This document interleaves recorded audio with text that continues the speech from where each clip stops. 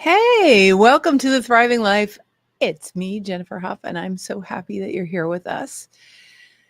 Listen, today we're talking about how you actually navigate, what are the necessary things in order to be able to navigate times of super big change, like really big change, kind of like now. Everything from political systems to monetary systems to economics to all of it. How do you actually not just make it through or survive it or get to the other side and go, phew? What if you could actually flourish, meaning live in overflow? Have you ever even let yourself imagine that? What it would be like to flourish because of times of great change? What? Well, there's a few skill sets that you need, and we're going to go over them today. Before you do, I just want to welcome everybody who is from all over the world joining us. And I also want to welcome everybody that's part of our private community, Agents of Awakening. And just really great to be able to have powerful chats with like minds. And to Manuela and everyone else, if you put in your name and where you're hailing from right now, where are you in the world? Love to see all of our peeps hanging out here. Tell some other people about this, share, make sure you like us. It helps us so much. Make sure you follow us. That's going to let you know when we're going live, and yeah, pass this on to friends and see, who we might be able to help that So yay for Sweden and United States and Canada and everyone that's coming from, and Portugal. Look at us. So lots of people from all over. Thanks, everyone. All right. What is actually necessary? I want to share a little story. What is actually necessary in order to be able to live in overflow, not only in times of great change, but because of times of great change? So I want to share a story before I get into it, because that'll give you a real sense of what's going on. Today, I had such a lovely conversation with someone that I wasn't expecting to have this great, expansive conversation with. Really, really enjoy this person so much. And I had a second conversation this morning. I had an amazing conversation yesterday, and these are even more expansive than usual, right? I love expansive conversations with visionary leaders. It's just fun. A lot of the people that I work with end up being people that are more interested in the solutions in this world than they are in arguing for the sides. And they feel a sense of urgency inside that there's something more to life. So that's probably you, because you're here. But what I started doing is I started using some principles from what we call the thriving operating system. I started to about, I'd say a month and a half ago. First thing in the morning, before I do anything, I up the ante. Usually I would pre-imagine my day, but I up the ante quite a bit. We started teaching a program called Innate Abilities 2.0. It's like human superpowers. And one of the homeworks, or at least a piece of it, was to lie in bed. So that's what I did. I lay in bed, and I started by celebrating my day before it even happened. So I imagined it was the end of the day, and I celebrated my day before it even happened. But then what I did is I went into, because in the laws of physics, when we look at the quantum field, meaning the smallest waves and light particles and quantum particles of us, the smallest particles that we're made of, that is the basis for our reality. When we look at that, there is this principle that there is no time. Time is really a construct. And since it's a construct to give us the illusion that we're actually in some sort of process that happens sequentially, uh, imagine that in terms of physics, everything just exists. It's just in 3D that it appears to occur sequentially because we're human beings and human beings live in a three-dimensional reality. And in order to learn and grow and all that kind of stuff, it has to look like if the stage is quantum physics, and then you're setting the stage, the scenery includes time. Time is part of the scenery. It's part of the stage setting that quantum physics provides us to give us this illusion. We talked about it more in the program, but just for a moment, imagine that the only time is now. And that's the only time there ever is. And that in fact, parallel versions of you, that billions of trillions of parallel versions of you that are based on every, I don't know, you could say every choice point you made, everything that you ever imagined. If you can imagine it, it means that it exists in the field of existence, because you can't imagine something that doesn't exist. That would just be weird. So, so in existence, meaning in all of that quantum space, and all of the quarks and photons and all that stuff that communicates, that's part of what forms the stage for three dimensions to exist. In there exists every version of you that you could ever imagine that could be. And so what I did is I woke up. First, I celebrated to get myself in a, good vibe. And then I took this version of me that occurs quite a bit. And it's a version of me where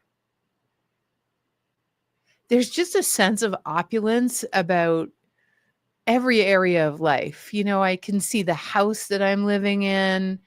I can see, not that my house isn't beautiful and lovely and I don't love it. I can feel the connection to people that I love. I can feel the dogs. I see the view. And the woman who has this, who is me now, right now, in a parallel, existence.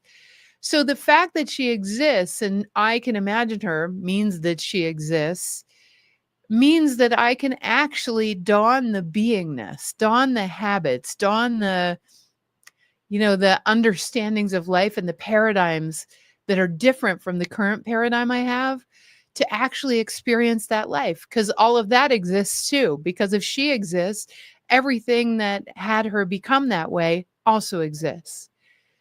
And the history that I perceive I had would be perceived an entirely different way from where she's at.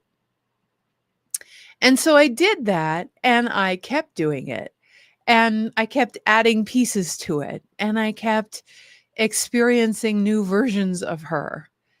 And I felt how I was that. I let myself drop into the beingness shifts and saw that I could entirely be all of that. And so I just started experiencing life a little bit differently. Instead of carrying everything, I let everything come to me. Instead of worrying about stuff, I just took inspired action without the drama. I noticed a lot of drama dropped away, a lot. It was very interesting. And it wasn't because I spent years in therapy. It wasn't because I, did a lot of hard work.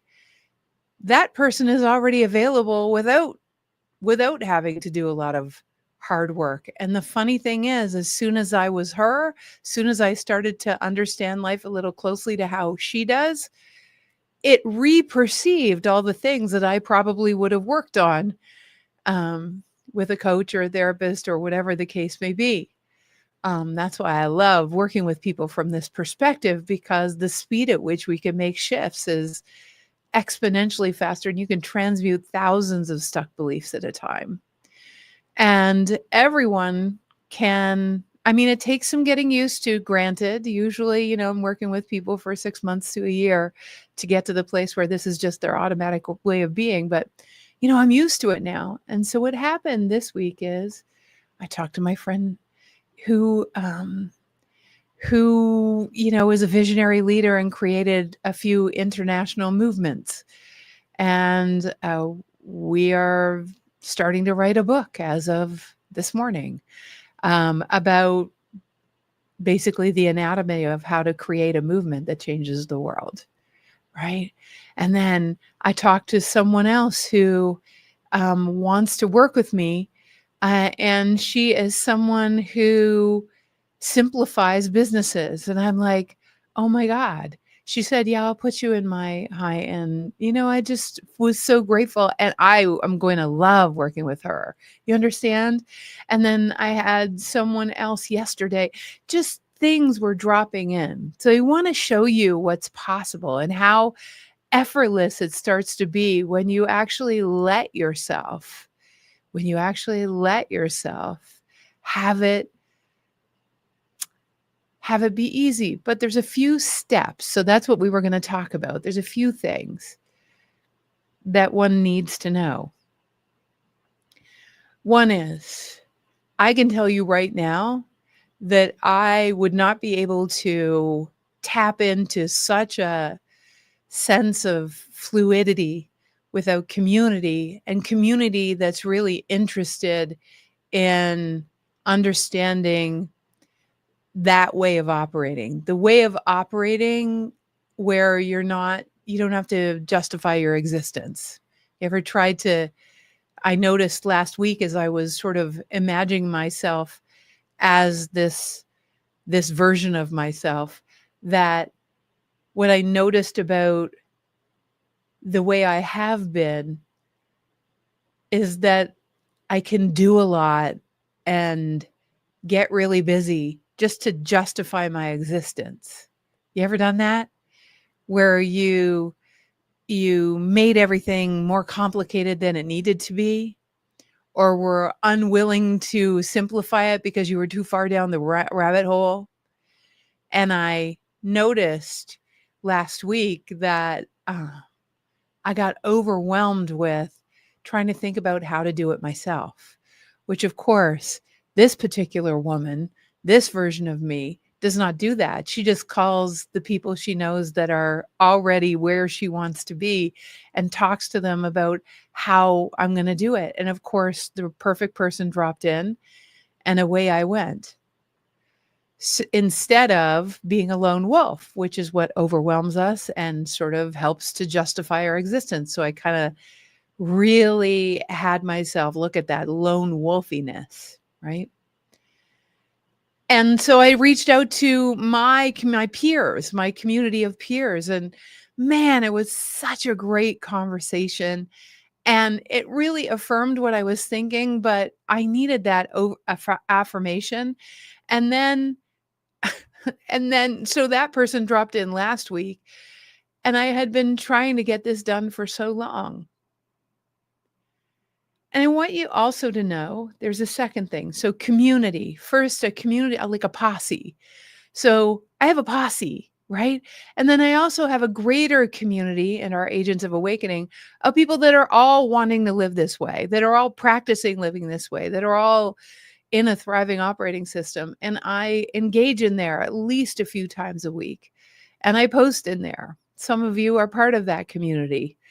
You can say hi and raise your hand if you are. And that community the rest of the world doesn't live that way. The rest of the world is interested in righteousness and arguing for sides and trying to make up for, historical foibles, or to prove to your dad or your mom. And, the rest of the world is just living in the illusion of their subconscious making. And I'm not interested in that. I really am interested. And I don't know about you, but I'd love to hear. Are you interested And being a creator of the world to come, are you interested in talking about how the world isn't that? Right? I call that third entity solutions. So community, a community of people that are operating from the place of forward thinking, it's essential. I wouldn't be able to do this. And I promise you, lone wolf is overrated, right? Congratulations on proving your validity in this world. But if you truly, and the only way to prove your validity is to be on your own, because if you get other people's help, guess what? You can't prove your own validity. You have to do it yourself. That's what a lone wolf does, right? So community, essential. The second thing is we have to understand the thriving operating system. Members of our Agents of Awakening community, actually, the very first thing we tell them to do is listen to something called the Thriving Operating System, version 1. Thriving Operating System is an amazing program that actually shows you the tenets, which is what I embodied many years ago and continue to just be more and more well practiced at it all the time.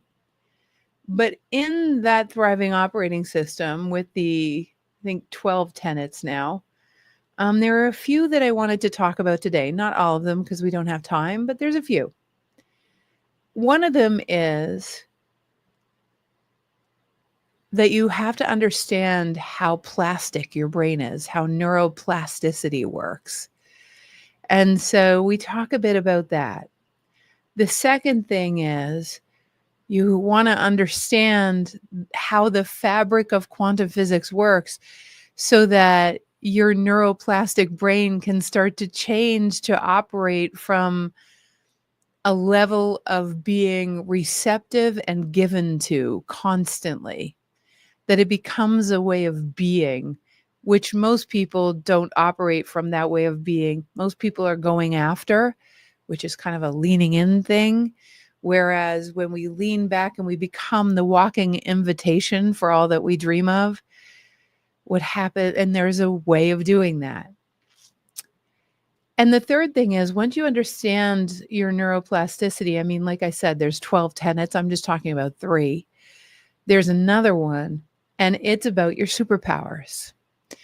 That program and don't worry, we have the recording of it. We will be bringing Innate Abilities 2.0 to you in its home study form, which is extremely powerful. But that particular program teaches human superpowers. And I do a powerful overview of that in a recent recording that I did. And so what I thought I would bring to you guys today is something that we haven't normally brought. And my producer, Adam Awesome Lamb, is going to put it in the chat and also post it right now.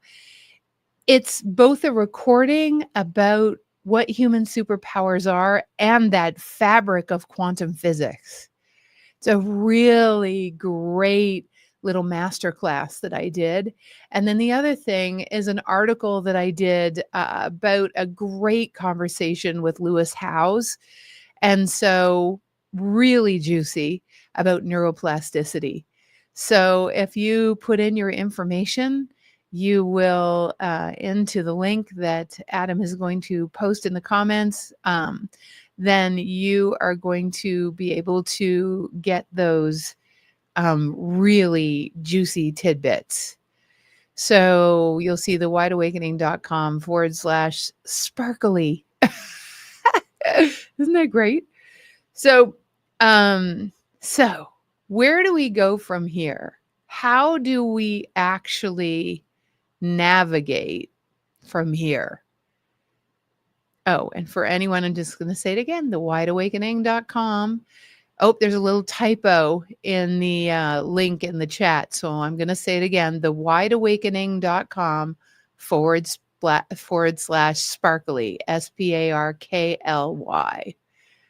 All right. All right, you guys. Oh, there it is. All right, you guys. So, how is it? Like, what can we do to start to harness the power of our neuroplasticity? What can we do to start to harness the power of that thriving operating system, which has 12 tenets to it?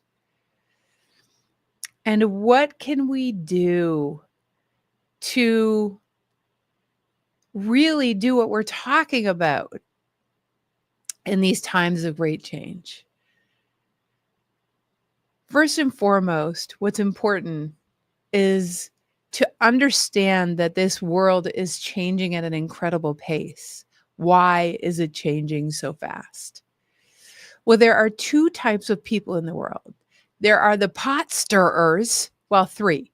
The pot stirrers, the stand back and watchers, and the people that take the pot stirring and make soup. They look at all the ingredients, and instead of looking at the boiling water and the ingredients on the side and arguing for whether the water is better or the cut vegetables are better, they make a third entity called delicious soup. I'm using that analogy because my husband makes me amazing soup. so I think you are probably more prone to being someone who looks at the problems and creates solutions or is interested in solutions, whether it's about the world or about yourself. And there are some people that can feel the sense of urgency inside that there are solutions, but they can't see them yet. And there are other people that just are powerful seers of solutions. Um, and for me, I'm like a solution creating machine. Because as you start to become embodied in that thriving operating system, you start to dawn some of the most important skills associated with it. So now that we've understood that there are three different kinds of people, and you're probably the kind that I'm thinking, and you may be standing back and watching, but we only stand back and watch when we don't have the tools. Again, once we understand the thriving operating system and our superpowers, it becomes inevitable that you become a fluid and forward moving, very excited to get up in the morning creator. And when we start to have the skills that match being able to do that, you can start to answer what the question that I love. What's the greatest thing I can do with the skills I already have that would make the biggest difference? Have me waking up inspired and going to bed knowing that I came to the planet and that I'm doing what I came to the planet for. It's hard to answer that question when you don't feel like you have the skills and you don't actually understand the laws of physics that allow us to be super creators, right? Which is the whole work of the Wide Awakening. That's what we do. Now, next is, what are some of the skills that need to be honed, practiced? I'm going to give you a couple of them today. One of them is a skill to be able to stay in neutrality. So there's always two levels of a skill. One is when you do it in an acute way. When I say in an acute way, I mean, okay, I'm going to don the skill of being able to get to neutrality in this present moment, and I'm going to use a tool. So that's the acute way of using it. Ultimately, what I'm always interested in is helping people automatically be able to get to neutrality without needing a skill. Do you get what I'm saying? So an embodied state of being able to get to neutrality is there's some kind of catalyst. So for instance, I had the catalyst in the story I told you earlier. The catalyst was I could absolutely feel an evolution in what we do at TWA, because I always love keeping up with consciousness. That's why our programs always evolve to match what's happening right now and what would help right now. And I was feeling it, and I'm like, Oh, this is one of those leaps that I don't know how to do myself. Yikers. I need my posse. So instantaneously, I knew how to get to neutrality. I was very grateful for my team on Monday because they helped me drop in there on Monday. And all of a sudden, the idea just popped in because when you're in neutrality, you're in your presence. When you're in the present, of course, you're there with all of consciousness because remember, there only is presence. So that means that all of existence is available to you. And that's when amazing ideas drop in. So that's when I got the ideas and when I realized about the people and who I should call and all that kind of stuff. So neutrality is a big deal. Now, you're probably asking, okay, well, what's at least the skill so I can practice the tool to use? So the tool to be able to drop, well, a tool, there are many tools to drop into neutrality. One of the tools, so let's all do it together. I'm sure some of you who've been with me for a while actually have used this tool. But let's just take a big breath in so you can come back to this. And I do recommend it to come back to this podcast and this recording and actually listen to it on your computer and have your phone beside you when you come to this spot, because then you can record this whole process. So here's what we're doing. I want you to breathe in everything that got you to this day, to this time, to this conversation. Take a big breath in for the gratitude for everything you've lived, everyone you've met, everything you've lived, everything you've learned. Take a big breath in of celebration for all of that which got you to the place where we're in this conversation right now. Big breath of gratitude. So that's for the perceived past. Then, even though you don't know exactly what's going to happen in the future, imagine that there's going to be an extraordinary shift and that you go into that extraordinary shift just for kicks and giggles. Take a big breath in. And you go into that extraordinary shift like it's happening right now, and you celebrate the future that gets to be possible because you're imagining right now. You're doing this exercise right now. So celebrating the future. Big breath in for that. And now bring yourself to now and imagine that everything you perceive that's happening right now and all the things that are pulling on you and that you worry about, imagine you take one more breath in, but with the breath you blow it hundreds of miles away, all the things that are pulling on you.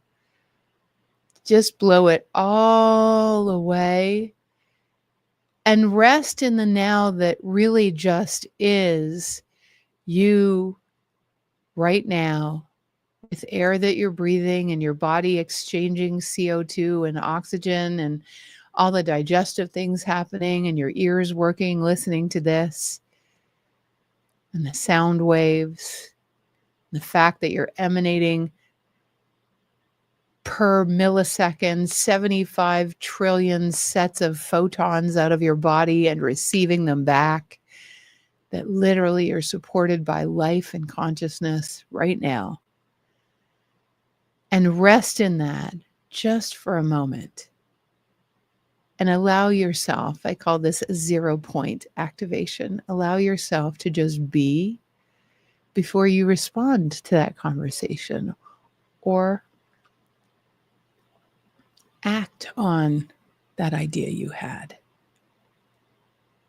Just breathe. It is a great one, isn't it, Susan? From here,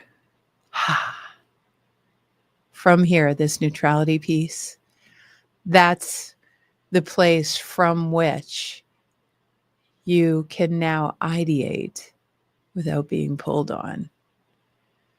It's just one of the skills. Now imagine embodying it such that you don't even need, you do it so automatically that you don't even need to go through the process. Your body just recognizes it as the way you are. That's embodiment. That's the aim. All right. So, you guys, there's a few more skills, but we're at the end of our podcast right now. And so, one of the other skills is doing what presents. And that takes a lot longer than 30 minutes to go through. But I would say that it's a good one to chat about in another time together. In fact, maybe we'll do it next time. Really enjoyed being together today. Thank you guys so much. Remember to go and pick up those free resources. One is an article on neuroplasticity, brilliant. And the other is a really great masterclass I did about quantum physics and your superpowers. We'll see you next week, Friday at 1 p.m. Eastern Time. Really look forward to seeing you there. And in the meantime, let yourself be present to your incredible, thriving life. I'm lighting you up all the way. Thanks, everyone. We'll see you next week. You're welcome.